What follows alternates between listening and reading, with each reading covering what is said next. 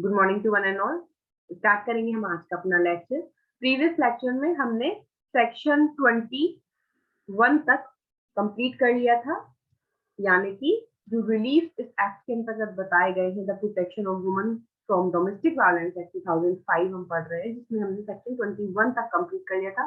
Previous class में हमने 3 प्रकार के रिलीफ देखे जो विक्टिम को यहाँ पे मिलेंगे, या एग्रीव्ड पर्सन जिसको हम कहें, व्यथित व्यक्ति को 18, 19 और 20 में मिलते हैं। तो 18 में उसको मिलेगा प्रोटेक्शन ऑर्डर, 19 में रेसिडेंस ऑर्डर और 20 में मॉनिटरी रिलीफ। ठीक है ना।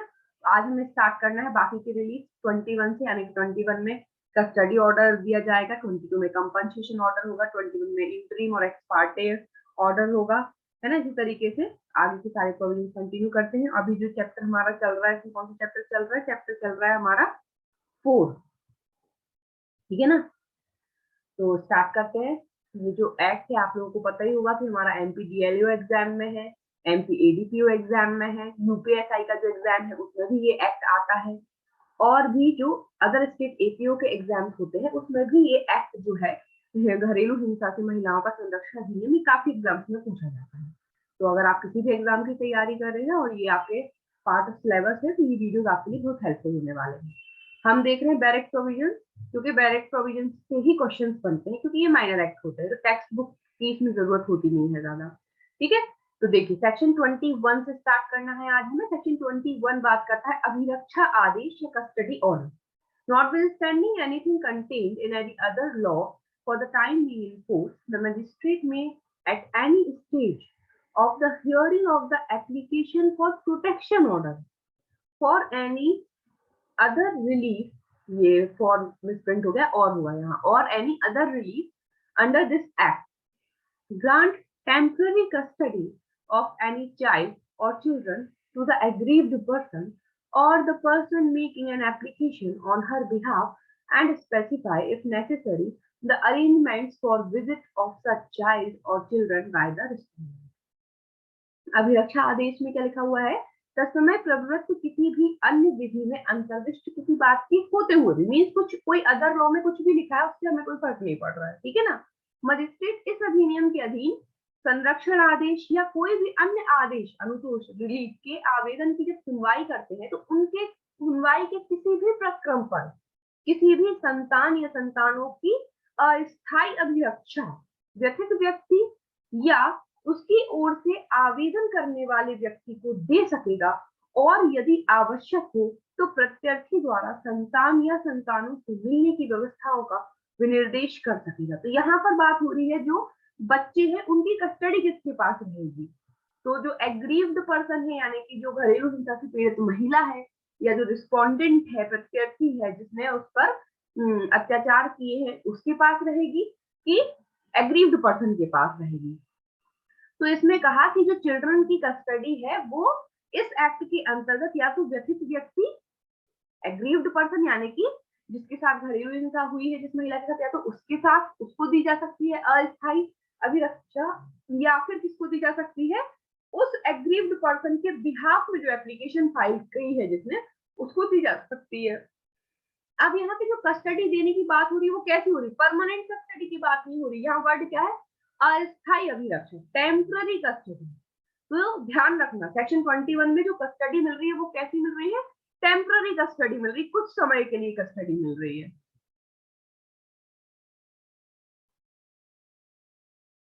आप लोग भी अपने बैरेक में एक बार चेक करें कि आप लोगों में भी अस्थायी वर्ड है क्या?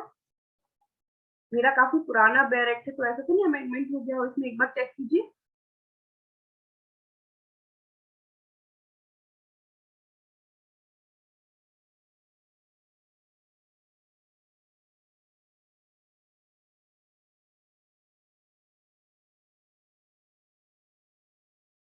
मैं भी एक बार चेक कर लेती हूँ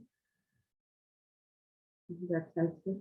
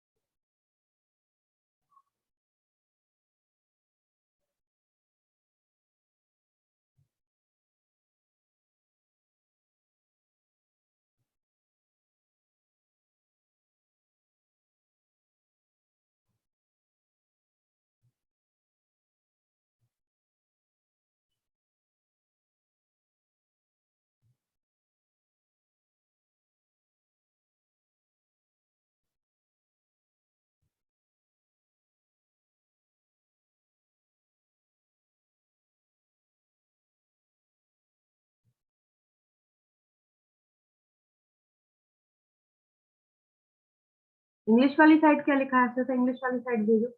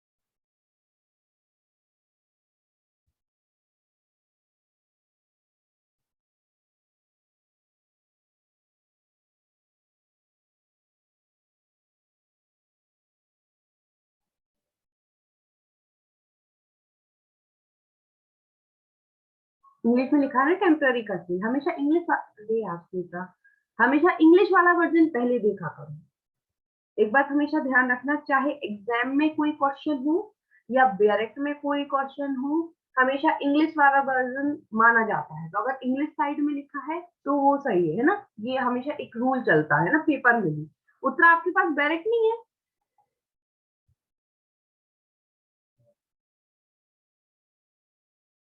अरे, तो फिर बिना डायरेक्ट के आप तैयारी कैसे कर रहे हो?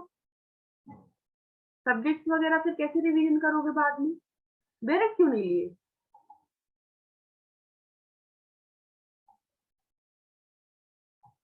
अच्छा, तो जो नेट से डाउनलोड किया है उसमें 21 में क्या लिखा है? टेम्पररी लिखा है, क्या लिखा है?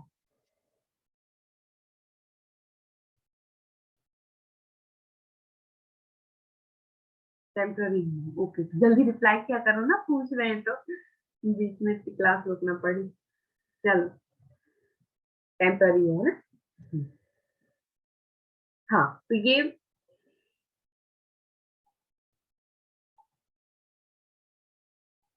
ओके, तो ये टेम्पररी कस्टडी ही है ना। इंग्लिश साइड में लिखा हुआ है टेम्पररी कस्टडी, तो ये टेम्पररी कस्टडी ही है, मिसप्रिंट हो गया होगा हिंदी वाले वर्जन में। ठीक है, तो ध्यान रखना, ये जो कस्टडी ऑर्डर है, जो चिल्ड्रंस की कस्टडी की बात कर रहे हैं, तो यहाँ पर टेम्पररी कस्टडी देने की बात हो रही है, ठीक है ना। अस्थायी कस्टडी देने की बात हो रही है व्यक्ति से व्यक्ति को। अब यहाँ से दूसरा जो क्वेश्चन फ्रेम हो सकता है वो हो सकता है कि ये जो कस्टडी का ऑर्डर है ये किस स्टेज पर दिया जाएगा। तो यहाँ पर लिखा है कि जो प्रोटेक्शन ऑर्डर, यानी सेक्शन 18 में जो प्रोटेक्शन ऑर्डर के लिए किसी ने अगर एप्लीकेशन दी है, तो प्रोटेक्शन ऑर्डर की जब सुनवाई चल रही है या किसी अदर रिलीफ की, मॉनिटरी रिलीफ हो सकता है, रेसिडेंस ऑर्डर हो सकता है, कंपनसेशन ऑर्डर हो सकता है, जो भी रिलीफ इस एक्ट में बताए गए हैं, तो प्रोटेक्शन ऑर्डर और एनी अदर रिलीफ की जब एप्लीकेशन की सुनवाई चल रही है, तो उसकी सुनवाई के किसी भी प्रक्रम पर, at any stage of the hearing of the application for protection order और एनी अदर रिलीफ, ठीक है ना। तो यहाँ से भी क्वेश्चन आएगा कि कस्टडी ऑर्डर जो है, तो कस्टडी ऑर्डर का जो रिलीफ है वो किस स्टेज पर दिया जाएगा। आपको चार ऑप्शन मिलेंगे, प्रोटेक्शन ऑर्डर के स्टेज पे, मॉनिटरी ऑर्डर रिलीफ के स्टेज पे, या एनी और any other relief under this act की एप्लीकेशन है उसकी हियरिंग की स्टेज पे, ऑल ऑफ इट। तो आप ऑल ऑफ इट बुला चाहिए, ठीक है ना। तो कोई भी रिलीफ इस एक्ट के अंतर्गत किसी भी रिलीफ के लिए एप्लीकेशन फाइल की गई है, तो उसकी हियरिंग की किसी भी स्टेज पे कस्टडी ऑर्डर दिया जा सकता है। टेम्पररी कस्टडी है, चिल्ड्रन की कस्टडी है, एग्रीड पर्सन को मिलती है, या एग्रीड पर्सन के बिहाफ में कोई अदर पर्सन एप्लीकेशन फाइल करता है तो उसको मिलती है, ठीक। अब है परंतु देखिए इसमें कि provided that if the magistrate is of the opinion, that any visit of the respondent may be harmful to the interest of the child or children, the magistrate shall refuse to allow such visit. तो ऊपर वाले जो हमने अभी इसका main clause पढ़ा उसमें क्या है कि व्यक्ति व्यक्ति को या एग्रीड पर्सन को तो कस्टडी मिल जाएगी, लेकिन बीच बीच में प्रत्यर्थी को भी संतान से मिलने का अवसर दिया जाएगा, उसकी व्यवस्था कर देंगे कि भाई हफ्ते में एक दिन आप भी मिल सकते हो बच्चे से। लेकिन अगर मजिस्ट्रेट को ऐसा लगता है कि जो प्रत्यर्थी है उसका मिलना भी संतान के हितों या को नुकसान हो सकता है, तो ऐसे मजिस्ट्रेट ऐसे मिलने की अनुमति से भी इनकार कर सकेगा। अब भाई जो पर्सन है वो इतना ज्यादा बेकार इंसान है कि वो अगर एक दिन भी मिलेगा तो वो भी बच्चे के हित के लिए अच्छा नहीं है, तो फिर मजिस्ट्रेट जो है एक दिन भी नहीं मिलने देगा, तो मिलने से टोटली रिफ्यूज भी किया जा सकता है। ठीक, ये है आपका सेक्शन 21 कस्टडी ऑर्डर। अब नेक्स्ट ऑर्डर पे आएंगे, नेक्स्ट रिलीफ क्या है, तो नेक्स्ट रिलीफ है आपका कंपनसेशन ऑर्डर, सेक्शन 22।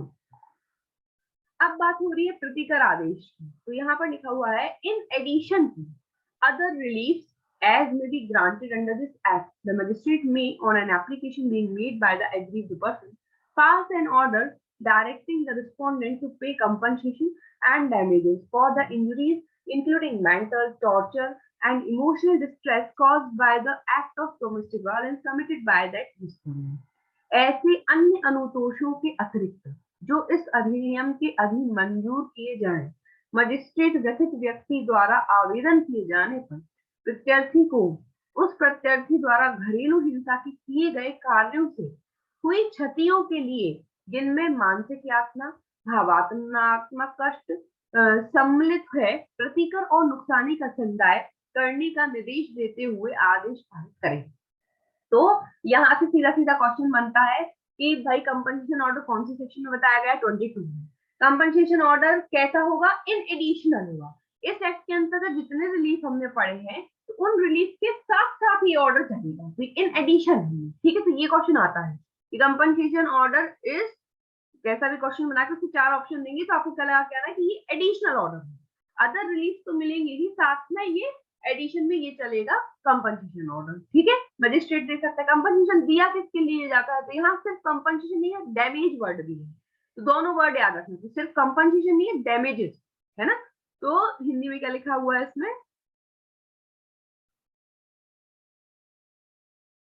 नुकसानी, प्रतिकर और नुकसानी। ठीक है, तो सेक्शन 22 में प्रतिकर और नुकसानी दी जाती है, कंपनसेशन और डैमेज। अब कंपनसेशन और डैमेज में अंतर क्या है ये मैं आपको बताऊंगी कौन से एक्ट में, जब अपन पढ़ेंगे कॉन्ट्रैक्ट एक्ट उसमें मैं आपको डिटेल में समझाऊंगी। ठीक है, तो कंपनसेशन और डैमेजेस जो है रिस्पोंडेंट को वो देगा, क्यों देगा, किस चीज के लिए देगा, क्योंकि जो घरेलू हिंसा के कारण जो मेंटल टॉर्चर आपने उसको किया है, इमोशनल डिस्ट्रेस में उसको डाला है, इस चीज के लिए यहाँ पे कंपनसेशन ऑर्डर मिल रहा है। ठीक, ये हो गया आपकी सेक्शन 22।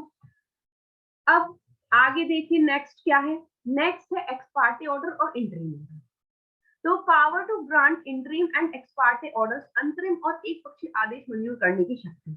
इस पूरे चैप्टर में, चैप्टर 4 में आपको हेडिंग याद करनी है, सेक्शन बेस्ड क्वेश्चन बनते हैं।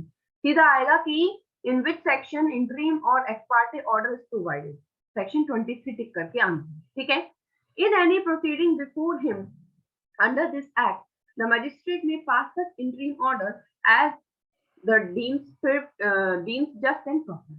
इस अधिनियम के अधीन मजिस्ट्रेट के समक्ष किसी भी कार्यवाही में मजिस्ट्रेट ऐसे अंतरिम आदेश पारित कर सकेगा जो वह न्याय संगत और उचित समझे। पूरा डिस्कशन किसका है भाई, मजिस्ट्रेट पावर, मजिस्ट्रेट का है। मजिस्ट्रेट को इंटरिम ऑर्डर पारित करने का पावर है, वो किसी भी कार्यवाही में, किसी भी प्रोसीडिंग में इंटरिम ऑर्डर पारित कर सकते हैं। मीन्स कोई भी एप्लीकेशन लगी हो, चाहे आपकी रेसिडेंस की लगी हो रिलीफ की, चाहे आपकी कस्टडी की लगी हो, चाहे आपकी प्रोटेक्शन की लगी हो, किसी भी चीज की आपने एप्लीकेशन लगाई, तो किसी भी प्रोसीडिंग, कोई भी प्रोसीडिंग चल रही है इस एक्ट के अंतर्गत, तो इंटरिम ऑर्डर बीच में पारित कर सकता है। तो आपसे पूछेंगे कि इंटरिम ऑर्डर कौन से सेक्शन में बताया, तो 23 क्लॉज 1। इस तरीके से भी आपको याद रखना है, 23(1) में इंटरिम ऑर्डर है, 23 सबसेक्शन 2 में एक्स पार्टी ऑर्डर है, ऐसा भी आ सकता है। If the magistrate is satisfied that an application prima facie discloses that the respondent is committing or has committed an act of domestic violence, or that there is likelihood that the respondent may commit an act of domestic violence, he may grant an ex parte order on the basis of the affidavit in such form as may be prescribed by the aggrieved person under section 18, 19, 20, section 21 or as the case may be section 22 against the respondent. अब क्या कहा गया है कि यदि magistrate का यह समाधान हो जाए कि आवेदन से प्रथम दृष्टया यह प्रकट होता है कि प्रत्यर्थी घरेलू हिंसा का कार्य कर रहा है या उसने किया है या कि इस बात की संभावना है कि प्रत्यर्थी घरेलू हिंसा का कार्य कर सकता है, तो वह धारा 18, 19, 20, 21 या यथास्थिति धारा 22 के अधीन ऐसे प्रारूप में जो विहित किए जाएं व्यथित व्यक्ति के शपथ पत्र के आधार पर प्रत्यर्थी के विरुद्ध एक पक्षीय आदेश मंजूर कर सकेगा। तो ये तो आप सभी को पता है कि एक पक्षीय आदेश कब पारित होता है सीपीसी के अकॉर्डिंग। तो एक पक्षीय आदेश पारित होता कब है, वो सीपीसी के ऑर्डर के अकॉर्डिंग ही चलेगा। मीन जब एक दोनों पार्टी को बुलाया गया है, दोनों पार्टी में से कोई एक उपस्थित है ना, मीन्स रिस्पोंडेंट आया ही नहीं, सिर्फ अकेला कौन आया, एग्रीव्ड पर्सन पहुंचा कोर्ट में। तो अब एग्रीव्ड पर्सन पहुंचा तो एग्रीव्ड पर्सन की जितने साइड की डॉक्यूमेंट है वो सब मजिस्ट्रेट के सामने है। मजिस्ट्रेट ने पूरी फाइल उठाई, फाइल देखी और फाइल देखते ही हिसाब से प्राइमा फेसी ये डिस्क्लोज हो गया कि हाँ भाई जो ये रिस्पोंडेंट है ये घरेलू हिंसा का कार्य कर रहा है इस महिला के साथ या इसने किया है घरेलू हिंसा। मीन्स रिपोर्ट देखेंगे सारी, अगर उसकी कोई मेडिकल रिपोर्ट आई है तो वो देखेंगे, एफआईआर है तो वो देखेंगे, है ना, या कर सकता है, संभावना है, रिपोर्ट पढ़ी जाएगी क्या लिखा है रिपोर्ट में, है ना, संभावना है कि कर सकती है। और अगर मजिस्ट्रेट का समाधान हो जाता है, मीन सेटिस्फाइड हो गया अगर, तो फिर मजिस्ट्रेट एक्स पार्टे ऑर्डर निकाल दिया कौन कौन से सेक्शन के अंतर्गत, तो वह धारा 18, 19, 20, 21, 22 के अधीन ऐसे प्रारूप में व्यथित व्यक्ति के शपथ पत्र के आधार पर, तो जो एग्रीव्ड पर्सन है वो एक एफिडेविट लगा देगा कि सर मैं जो बोल रहा हूँ, जो बातें बोल रहा हूँ वो सब मेरे ज्ञान के अनुसार सत्य है। ऐसा एक एफिडेविट लगेगा और एफिडेविट लग जाएगा तो उसको जो भी ऑर्डर चाहिए, चाहे उसको रेसिडेंस ऑर्डर चाहिए, प्रोटेक्शन ऑर्डर चाहिए, 20 में मॉनिटरी रिलीफ चाहिए, 21 में कस्टडी ऑर्डर चाहिए, 22 में कंपनसेशन ऑर्डर चाहिए, एक्स पार्टी हो जाएगा। मतलब दूसरी पार्टी को सुनने की जरूरत ही नहीं क्योंकि आई नहीं। एक्स पार्टी ऑर्डर कब होता है, जब पार्टी उपस्थित नहीं होती। तो अब आप उपस्थित नहीं हुई तो आपकी वजह से कोर्ट अपना टाइम वेस्ट नहीं करेगी, एक पक्ष को सुनेगी और एक्स पार्टी ऑर्डर पारित कर देगी। ठीक, इंट्रीम ऑर्डर तो आप लोगों को पता ही हुआ, जो ऊपर है। इंट्रीम ऑर्डर क्या होता है कि कोई भी कार्यवाही, कोई भी प्रोसीडिंग चलती है तो बहुत लंबे लंबे समय तक चलती है। तो अब सपोज करिए कस्टडी ऑर्डर की बात चल रही है, अब कस्टडी ऑर्डर 6 महीने में क्लियर होगा, तो 6 महीने तक जो उसका खर्चा हो रहा है सब हो रहा है। तो बीच में पार्टी क्या कहने लगती है कि सर जब तक आप फाइनल ऑर्डर पारित करेंगे, जब तक एक अंतरिम आदेश, एक इंट्रीम आदेश पारित कर दीजिए कि अब ये जो बीच का समय है उस समय में हम क्या करें। तो इंट्रीम ऑर्डर में कार्यवाही बहुत लंबियां चलनी है, तो बीच में कुछ सहायता, कुछ ऐसी कंडीशन, कुछ ऐसे ऑर्डर जिससे परिस्थितियां कंट्रोल में हो सके, इस तरीके की आदेश पारित करना, ये इंट्रीम ऑर्डर हो गया है ना। कि भाई डिसीजन के लिए वेट करेंगे तब तक तो किसी को लॉस ही हो जाए। पता चला जो विक्टिम पक्ष है तो प्रत्यर्थी या जो रिस्पोंडेंट है उसको तब तक कोई हार नहीं पहुंचा दे। तो ऐसे इंट्रीम ऑर्डर ले लिए जाएंगे कि सर आप पहले ही जब तक कार्यवाही चल रही है तो बीच में तो कोर्ट कह देगा कि जब तक केस का डिस्पोजल नहीं होगा तब तक रिस्पोंडेंट जो है वो एग्रीव्ड पर्सन से मिलने नहीं जाएगा, उसके रेसिडेंस जगह नहीं जाएगा, उसको किसी प्रकार से डराएगा नहीं, धमकाएगा नहीं, इस तरीके से। ठीक है, तो ये इंट्रीम ऑर्डर हो गया 23(1) में, 23(2) में हो गया एक्स पार्टी ऑर्डर, ध्यान रखिए। अब देखते हैं नेक्स्ट, ये हो गई आपकी सेक्शन 23। अब है सेक्शन 24। भाई सारे ऑर्डर्स हो गए है ना, सारे ऑर्डर्स हो गए। क्या क्या होगा, अब बात आ रही है कि ऑर्डर की कॉपी। तो 24 में कहा गया है कि जो भी कोर्ट जो भी एप्लीकेशन अभी तक लग गई है, जो भी ऑर्डर्स आएंगे उनकी कॉपी फ्री ऑफ कॉस्ट दी जाएगी। किस किस को दी जाएगी भाई, यहाँ से क्वेश्चन बनता है। देखिए, the magistrate shall in all cases where he has passed any order under this act order that a copy of such order shall be given free of cost to the parties, पहली चीज तो parties को दी जाएगी, plus to the application the police officer in charge of the police station in the jurisdiction of which the magistrate has been approved।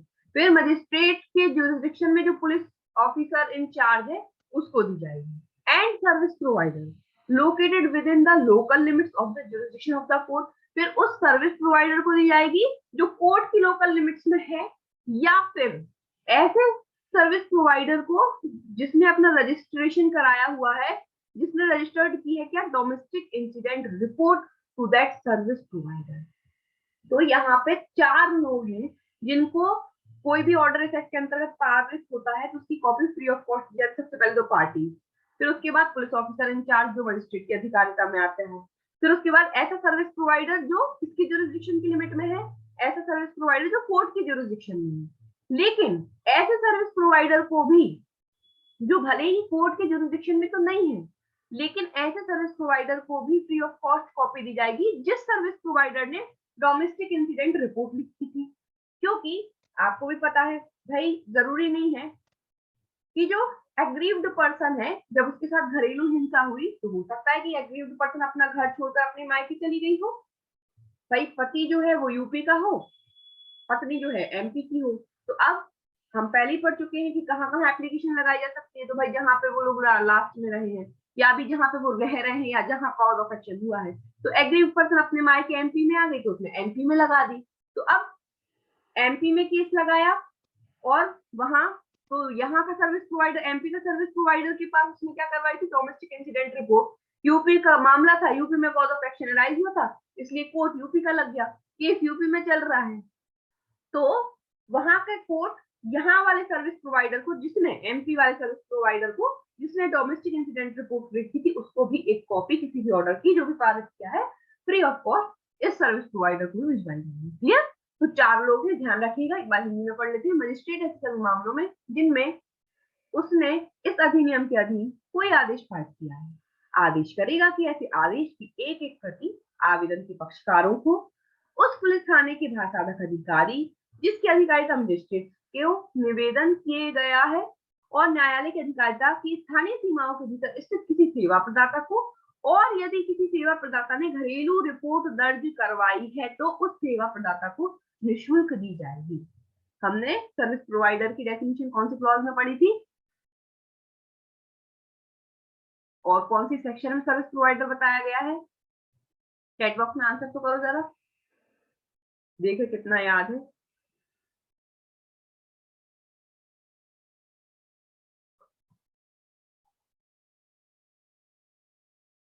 Okay, या good. Shweta ने तो answer कर दिया, इस तरह जल्दी आंसर नहीं करती। बाकी जो लोग भी यूट्यूब पे भी देख रहे हैं वो भी कमेंट बॉक्स में बताएं सर्विस प्रोवाइडर की डेफिनेशन कहाँ दी गई है और सेक्शन कौन से सेक्शन में बताया गया है। यूट्यूब पे भी जो लोग देखते हैं तुरंत आंसर वीडियो के सुनते साथ किया कीजिए, तो आपको भी क्लिक होगा कि कौन सी सेक्शन में है, और नहीं है आप तो फिर डायरेक्ट में देखिए। चलिए, ये हो गई आपकी सेक्शन 24 की कॉपी फ्री ऑफ कॉस्ट देना है तो 4 लोगों को देना है, और सेक्शन 24 में ये बात बताई गई है। अब आगे सेक्शन 25 देखेंगे,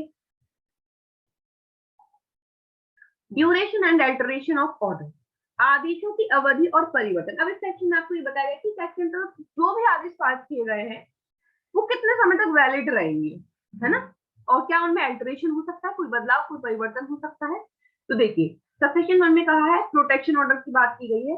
अब protection order made under section 18 shall be force till the aggrieved person applies for discharge. Section 18 में जो संरक्षण मांगा गया है, कि संरक्षण आदेश मांगा गया है, तो वो संरक्षण आदेश व्यथित व्यक्ति द्वारा उन्मोचन का आवेदन किए जाने तक प्रवृत्त रहेगा। तो भाई वहां पर उसने एप्लीकेशन फाइल की थी कि सर हमें संरक्षण प्रदान कीजिए, प्रोटेक्शन दीजिए। तो प्रोटेक्शन ऑर्डर में हमने जितने प्रकार के प्रोटेक्शन पढ़े थे कि क्या क्या प्रोटेक्शन मिलेगा, तो वो कब तक प्रभाव रहेंगे, जब तक ये एग्रीव्ड पर्सन फिर से एक एप्लीकेशन न लगा दे कि सब ठीक है, अब हमें कोई डर नहीं है, अब आप डिस्चार्ज कर दीजिए इस ऑर्डर से सामने वाले व्यक्ति को। तो जब तक एग्रीव्ड पर्सन अप्लाई नहीं करेगा डिस्चार्ज के लिए उस ऑर्डर से उन्मोचन के लिए, तब तक वो प्रभावी रहेगा। ठीक है। तो सेकंड 2 में क्या बताया गया है, if the magistrate on receipt of an application from the aggrieved person और the respondent is satisfied that there is a change in the circumstances requiring alteration, modification, or revocation of any order made under this act, he may, for reasons to be recorded in writing, pass such order as he may deem appropriate. अब alteration की बात की जा रही है कि alteration कैसे होता है। तो देखिए जो ऊपर हमने बात की ड्यूरेशन की, कि प्रोटेक्शन ऑर्डर की, स्पेसिफिकली सिर्फ संरक्षण आदेश की बात की गई है सेक्शन 1 में कि संरक्षण आदेश को कब तक लागू रहेगा, तो जब तक वो क्या बोलते हैं, व्यथित व्यक्ति जो है वो उन्मोचन के लिए आवेदन न दे दे तब तक प्रवर्त रहेगा। लेकिन अब बात हो रही है कि कोई भी ऑर्डर, जितने ऑर्डर इस एक्ट के अंतर्गत किए जाते हैं, सभी ऑर्डर में अल्टरेशन करना है या खत्म करना है तो कौन एप्लीकेशन देगा? तो दोनों पार्टीज की एप्लीकेशन होती है, देखिए एग्रीव्ड पर्सन और रिस्पोंडेंट। कोई भी एप्लीकेशन फाइल कर सकता है ऑर्डर में चेंज कराने के लिए, पहले से ये याद रखिए, यहाँ से मतलब ऑब्जेक्टिव आपका बनेगा। तो यदि मजिस्ट्रेट का व्यथित व्यक्ति या प्रत्यर्थी से आवेदन की प्राप्ति पर, यानी कि यहाँ पे कौन आवेदन कर रहा है? कोई भी पार्टी, या तो व्यथित व्यक्ति भी कर सकता है, रिस्पोंडेंट भी कर सकता है, आवेदन फाइल करेगा किस चीज के लिए? अल्टरेशन कराने के लिए। यह समाधान हो जाता है कि परिस्थितियों में इस अधिनियम के अधीन किए गए किसी आदेश में परिवर्तन, उपांतरण या प्रतिसंग्रहण की अपेक्षा करने वाला परिवर्तन हो गया तो वह लिखित में अभिलिखित किए जाने वाले कारणों से ऐसा आदेश पारित कर सकेगा जैसा वह समुचित समझे। एप्लीकेशन में रिस्पोंडेंट या एग्रीव्ड पर्सन, प्रत्यर्थी या जो व्यथित व्यक्ति है, वो क्या कर रहा है? वो अपने एप्लीकेशन में बता रहा है कि सर इस एक्ट के अंतर्गत जो कंडीशन बताई गई है कि अगर ऐसे सर्कमस्टेंसेस चेंज हो जाएंगे तो ऑर्डर चेंज हो सकता है, तो ऐसे परिवर्तन हो गए हैं पार्टीज के बीच में, या हमारे सर्कमस्टेंसेस कुछ इस तरीके से चेंज हो चुके हैं कि जो ऑर्डर अब पारित हुए थे उनको, उनमें बदलाव करने का समय आ गया है, या उनमें कोई परिवर्तन करने का समय आ गया है, या खत्म भी करने का समय आ गया है। तो अकॉर्डिंगली मजिस्ट्रेट को जैसा भी ठीक लगेगा, जैसे फैक्ट्स जैसे सर्कमस्टेंसेस उनको समझ में आएंगे, अकॉर्डिंगली वो वैसा चेंज कर देंगे। अगर चेंज करने की जरूरत है तो चेंज कर देंगे। रिवोकेशन मतलब खत्म भी करना है, रिवोकेशन मीन्स अगर ऑर्डर को खत्म भी करना है तो ऑर्डर को खत्म भी कर सकते हैं, इंग्लिश में लिखा है रिवोकेशन वर्ड, ठीक है। तो आपको हेडिंग याद रखनी है कि duration and alteration of order कहाँ है? 25 में। ड्यूरेशन सिर्फ प्रोटेक्शन ऑर्डर की बताई गई कि प्रोटेक्शन ऑर्डर कब तक लागू रहेगा। आप देखते हैं नेक्स्ट सेक्शन 26। 26 क्या बात करिए? Relief in order other suit and legal proceeding, अन्य वादों और विधिक कार्यवाहियों में अनुतोष। देखते हैं क्या लिखा हुआ है। Any relief available under section 18 to 21, 22 may also be sought in any other proceeding before a civil court, family court, or a criminal court, affecting the aggrieved person and the respondent, whether such proceeding was initiated before or after the commencement of this act। धारा 18 से लेके 22 तक के जो जितने भी भाई तक अधीन उपलब्ध कोई भी अनुतोष जो है ना, वो व्यथित व्यक्ति और प्रत्यर्थी को प्रभावित करने वाली सिविल न्यायालय, परिवार न्यायालय, दंड न्यायालय के समक्ष की किसी भी विधिक कार्यवाही में भी चाहा जा सकेगा। ऐसी कार्यवाही इस अधिनियम के प्रारंभ, चाहे वह ऐसी कार्यवाही इस अधिनियम के प्रारंभ के पूर्व संस्कृत की गई हो या प्रारंभ के पश्चात। अब ये कह रहे हैं, आपने देखा होगा कि ये जो घरेलू हिंसा के मामले हैं या फैमिली सेटलमेंट के मामले हैं या प्रॉपर्टी को लेकर कोई विवाद हो जाता है, समथिंग कुछ भी, जहाँ कहीं ना कहीं घरेलू हिंसा का छोटा मोटा पार्ट अवेलेबल है, तो सिविल कोर्ट में भी केस दायर करते हैं, फैमिली कोर्ट में भी केस जाते हैं, क्रिमिनल कोर्ट में भी जाएगा। तो ये अपराध ऐसा है जो हर विधि की शाखा के अंतर्गत आ जाता है, चाहे वो ये क्योंकि फैमिली मैटर भी है और घरेलू हिंसा की है तो आपराधिक मैटर भी है और सिविल तो होता ही होता है, ठीक है। तो अगर कोई केस सिविल न्यायालय में, परिवार न्यायालय में या दंड न्यायालय में ऑलरेडी चल रहा है, इस एक्ट के स्टार्ट होने के पहले पेंडिंग है, या इस एक्ट के आने के बाद कोई केस, कोई प्रोसीडिंग, लीगल प्रोसीडिंग फाइल की, तो अब जरूरी नहीं है कि इस एक्ट के लिए घरेलू हिंसा के अंतर्गत जो प्रावधान है कि 18, 19, 20, 21, 22 का रिलीज चाहिए तो अलग से कोई केस फाइल करना पड़ेगा। ऑलरेडी जो केस सिविल कोर्ट में, फैमिली कोर्ट में, क्रिमिनल कोर्ट में चल रहा है, तो उसी में आप घरेलू हिंसा के लिए ये जो रिलीफ बताए गए हैं, साथ में आप इन धाराओं के अंतर्गत रिलीफ मांग सकते हैं कि सर हमें सेक्शन 18 का भी ऑर्डर आप पारित कर दीजिए क्योंकि ये बहुत परेशान कर रहे हैं हमें, ठीक है, क्लियर है। तो अदर लीगल प्रोसीडिंग या अदर सूट, अदर कोर्ट में भी चलते हैं, तो वहां पर भी इस एक्ट के अंतर्गत रिलीफ मांगे जा सकते हैं। ये बताया है कि अलग से सूट फाइल करने की जरूरत नहीं है, या भाई डोमेस्टिक वायलेंस एक्ट के अंतर्गत अलग से सूट फाइल करें, जो ऑलरेडी सिविल कोर्ट में, फैमिली कोर्ट में, क्रिमिनल कोर्ट में कोई मैटर चल रहा है जिससे एग्रीव्ड पर्सन और रिस्पोंडेंट अफेक्टेड है, तो ये रिलीफ वो मांग सकता है। Any relief referred to in subsection 1 may be short for in addition to and along with any other relief that the aggrieved person may seek in such suit or legal proceeding before a civil or criminal court। अब ये जो subsection 1 के अंदर बता रहे हैं कि 18 से लेकर 22 तक रिलीफ मांग सकते हैं, तो ये एडिशनल है, मींस उसने जो सिविल कार्यवाही या दांडिक कार्यवाही चलाई है उसमें जो उसको जो अनुतोष मिलेगा वो तो मिलेगा ही, साथ में ये अगर इसके लिए वो एप्लीकेबल कर रहा है 18 से लेकर 22 तक, तो ये एडिशनल में अतिरिक्त में मिलेगा। ठीक है, तो ध्यान रखिएगा ये लाइन कि उपधारा एक में निर्दिष्ट कोई भी अनुतोष ऐसी किसी भी अन्य अनुतोष के अतिरिक्त और साथ चाहा जा सकेगा और वैसे व्यक्ति सिविल या दंड न्यायालय के समक्ष के बाद या विधिक कार्यवाही में चाहे। ठीक, अब देखिए सबसेक्शन 3, ये इंपॉर्टेंट है subsection 3। In case may relief has been obtained by the aggrieved person in any proceeding other than a proceeding under this act, she shall be bound to inform the magistrate of the grant of such relief।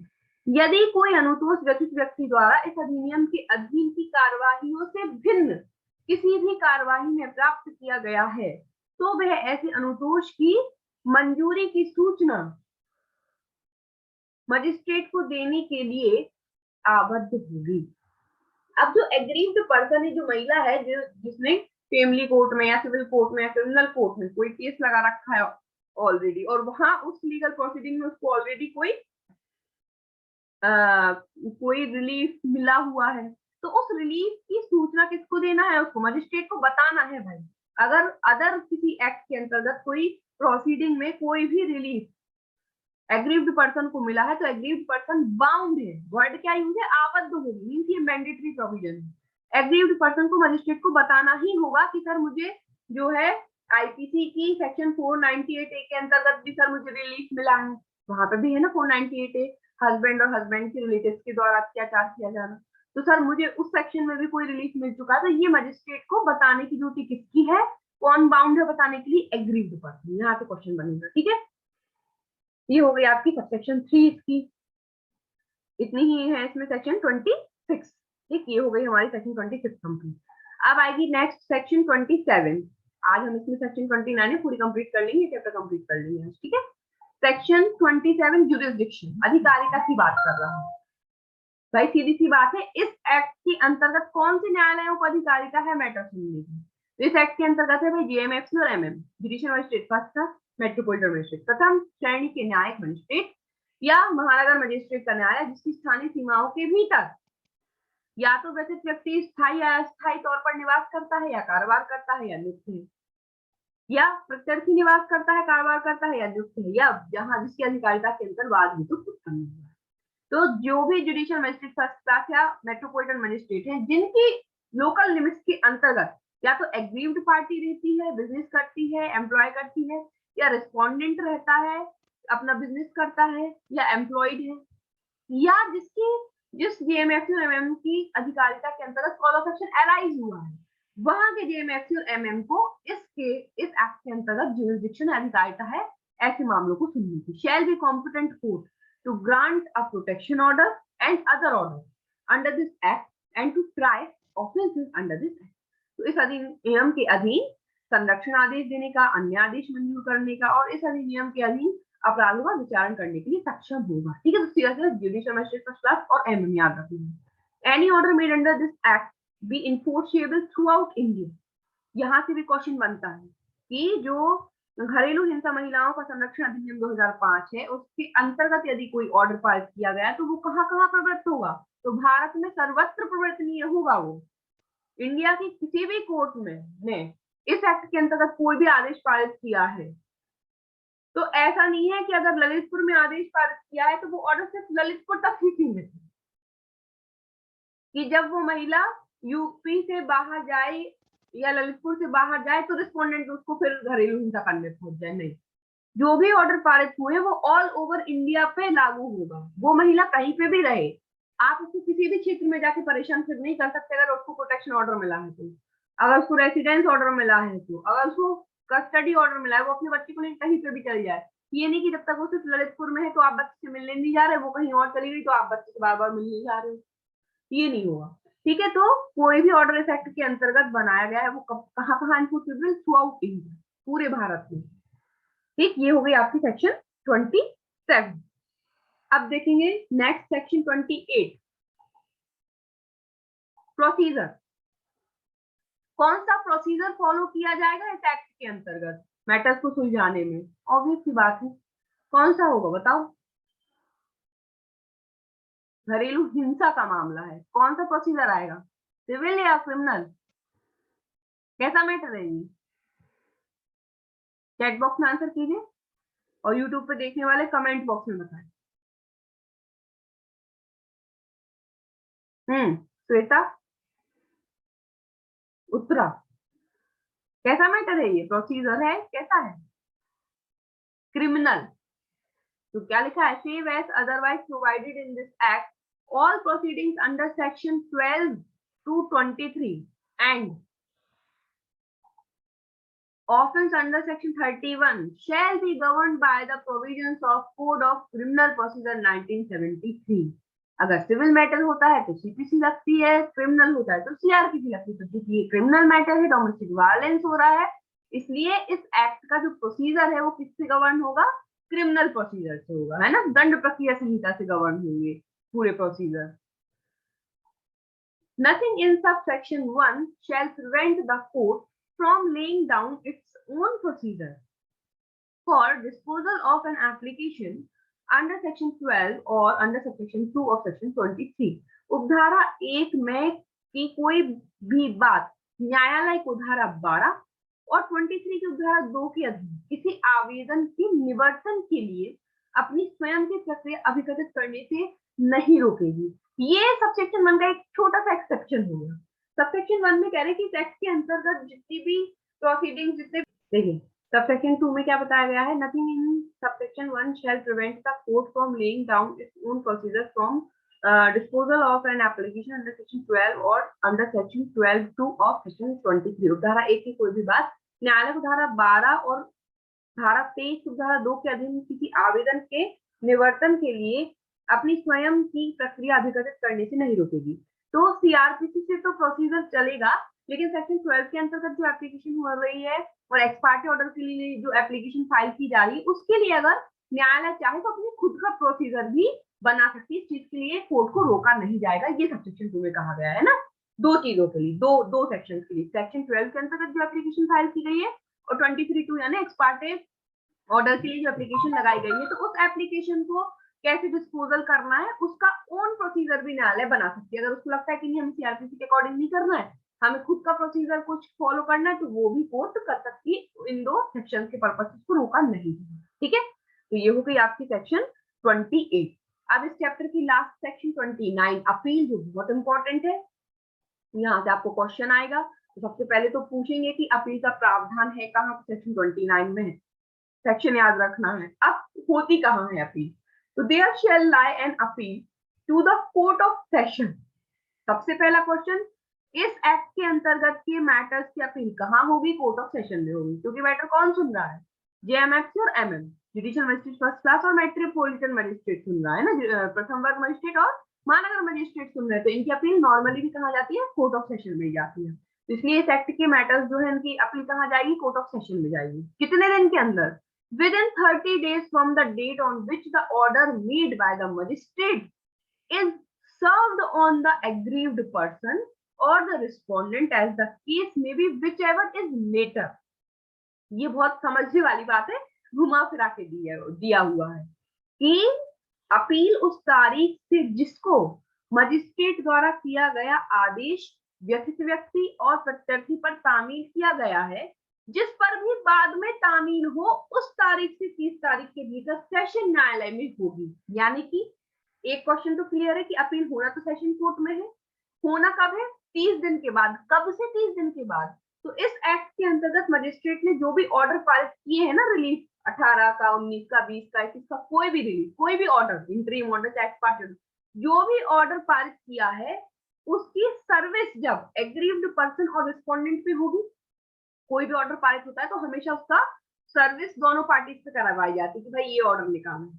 तो जिस भी party के पास order की service बाद में होगी, suppose करो 1 तारीख को ऑर्डर की सर्विस हो गई एग्रीड पर्सन पे और 2 तारीख को पहुंचा रिस्पोंडेंट के पास, तो अब उस 2 तारीख से 30 दिन के बाद अपील फाइल होगी, ठीक है।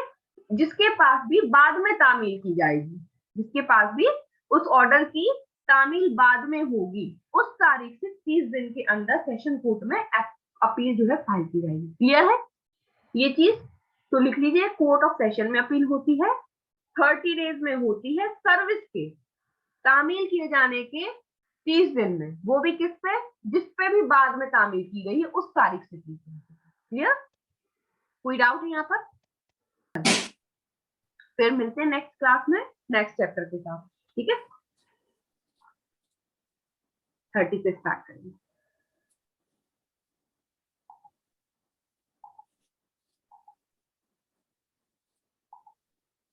Bye bye.